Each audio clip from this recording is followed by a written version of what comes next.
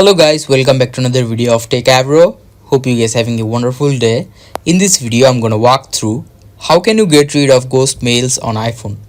So guys, to get rid of ghost mails on iPhone, at first just go to your mail. Now click the top right this edit option, and in the top left here you can see select all, click on it, and after that in the bottom left side here you can see mark, click on mark, and click on the second option here, mark as read. So guys, this is the first way to solve it. The second way is just go to your settings, scroll down and go to mail.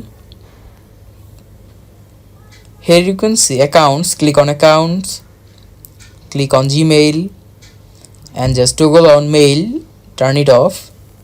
Now go back and again go to your settings and turn it on again.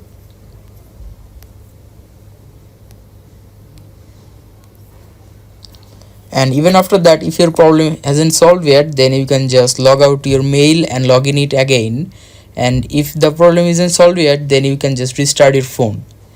So guys, that's how you can do it. Hope you found this video helpful.